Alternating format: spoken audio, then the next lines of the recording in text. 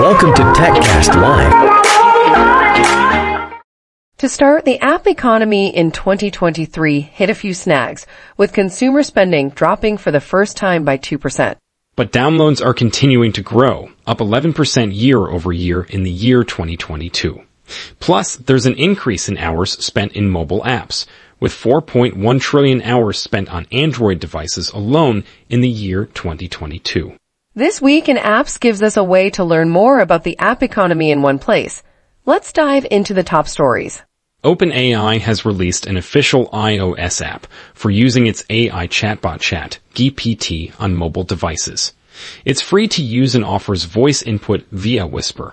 Currently, it's only available to US users, but that could change soon. An Android version is also coming soon. What's more, the app could impact other voice assistant services like Siri, as people begin to use ChatGPT as their main mobile helper. There are also a lot of scams involving ChatGPT, with some apps charging for access that should be free. So this new app cuts out the middleman and gives users direct access to ChatGPT for free. Plus, if people want more features like quicker response times or access to GPT-4, they can sign up for an OpenAI GPT Plus subscription. Finally, it's worth mentioning that Apple employees have been banned from using ChatGPT over fears of leaked confidential data. This week, Microsoft made a number of updates to its suite of mobile apps in order to compete with Google and other tech giants.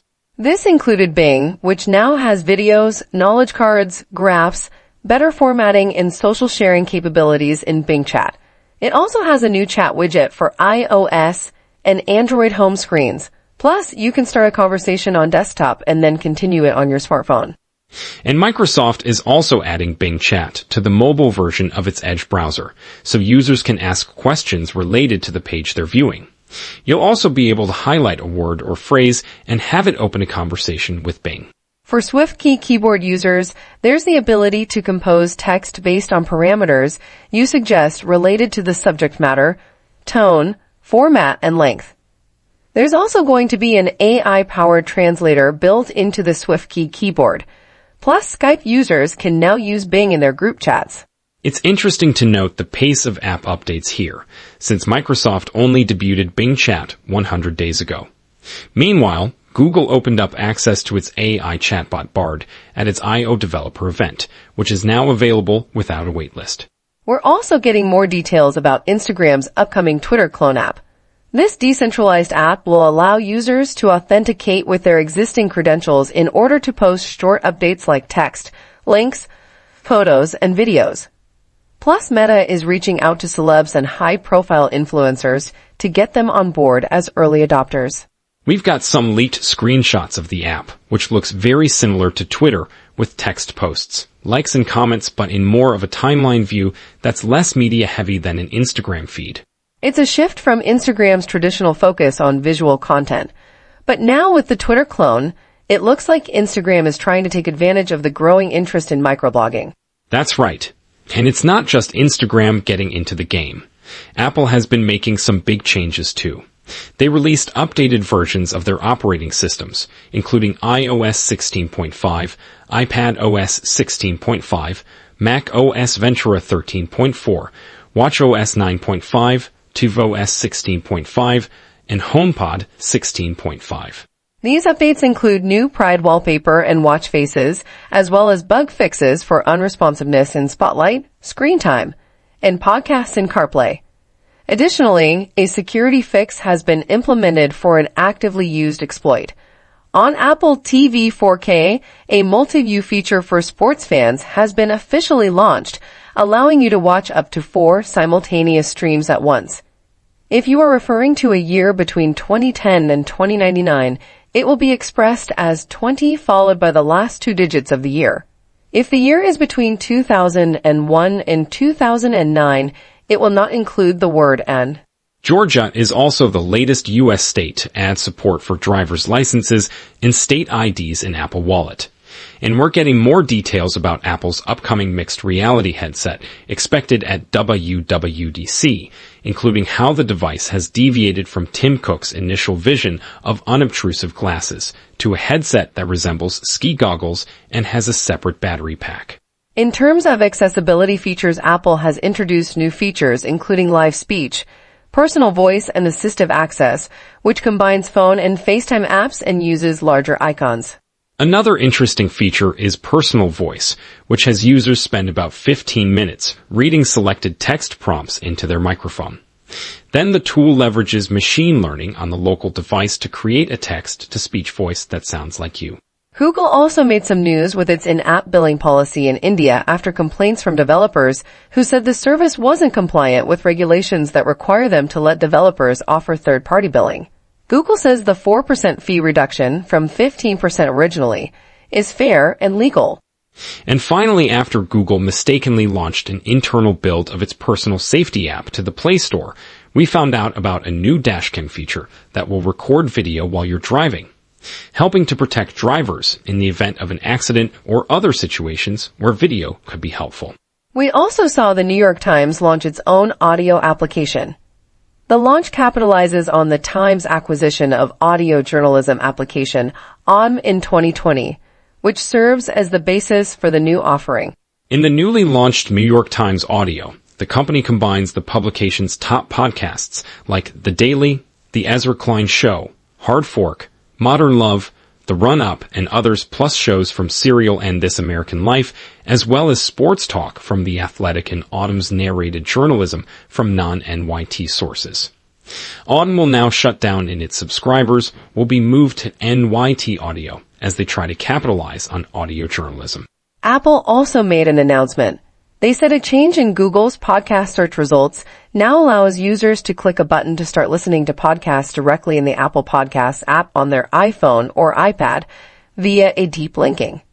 The change follows Google's announcement in February that it was winding down a feature that would allow users to play podcasts directly in its search results.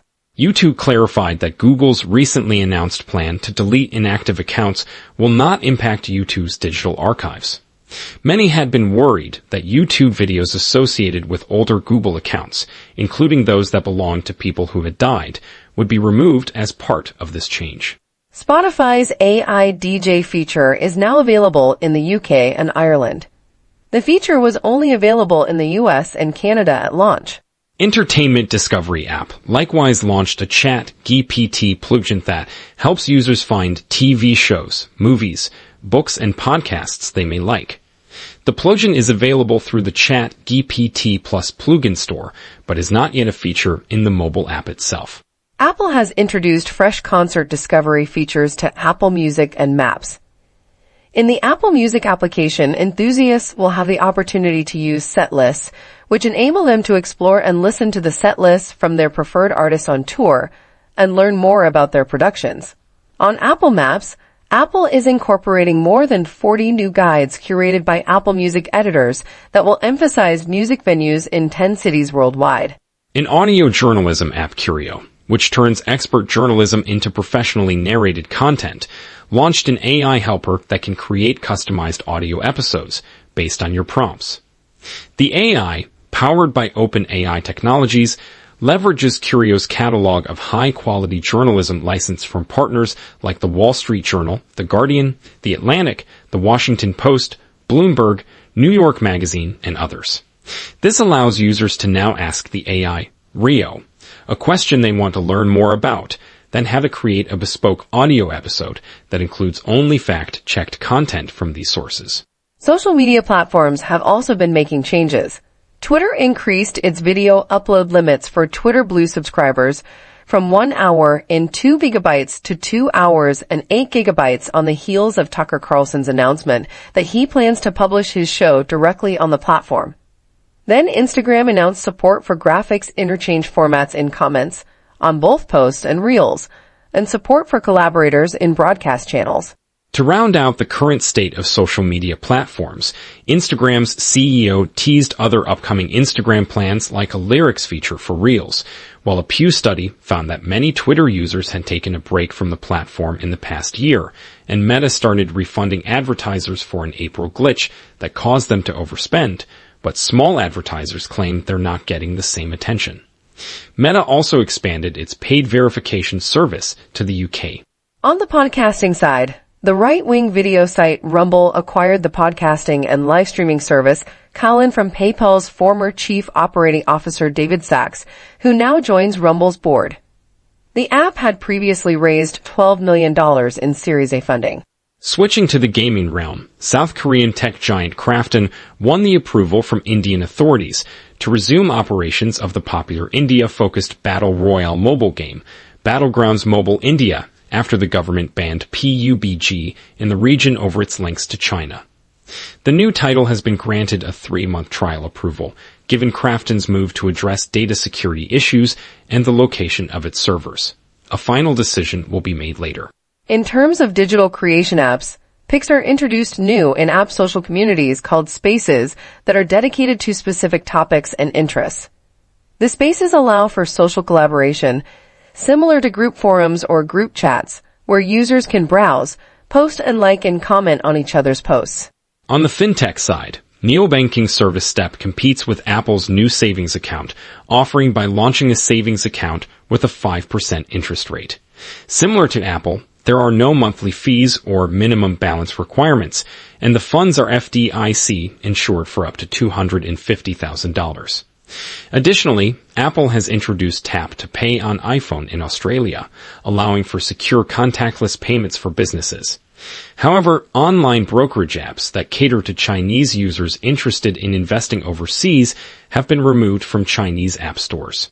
Finally, investing platform Public introduced a new project called Alpha, designed to enhance your investing experience with artificial intelligence powered by GPT-4. Alpha aims to save users time researching and tracking stocks, ETFs, cryptocurrency, and alternative assets by receiving instant answers to your questions. Moving on to travel and transportation. Uber announced a new way to hail a car via phone call, 1833 USE Uber. Porsche added support for Apple Maps electric vehicle routing, allowing Porsche Taycan drivers to use Apple Maps via CarPlay. Comedian Hassan Minhaj was also added as a personal navigator in Google's Waze application. Shein raised $2 billion at a $66 billion valuation, down from $100 billion in April of 2022.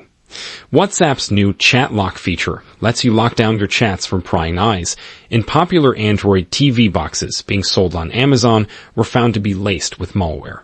While Twitter introduced encrypted direct messages, security researchers have pointed out that Twitter still has the means to undermine the end-to-end nature of the conversation if it chooses, so it's best to use an application like Signal or WhatsApp for secure chats.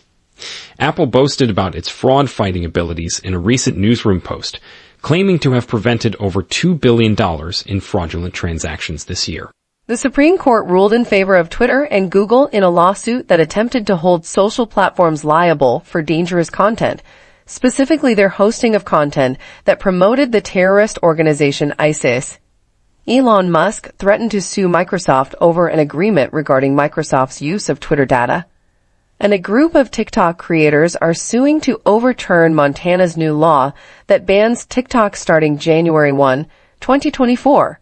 Finally, ovulation tracking app Primum settled with the FTC and state AGs for $200,000 over its sharing of user information without gaining consent. On to the downloads. Skylight from the makers of Halide predicts when you can see a spectacular sunset. Carrot Weather updated version 5.11 brings improved rain alerts via server-side push notifications as to when the rain will start and stop. Lastly, Step matches Apple's new savings account, offering by launching a savings account with a 5% interest rate. Public has introduced a new project called Alpha, which uses GPT-4-powered artificial intelligence to enhance your investing experience. Apple has introduced Tap to Pay on iPhone in Australia, allowing businesses to accept secure contactless payments. Chinese users who want to invest overseas can no longer access online brokerage apps from Chinese app stores.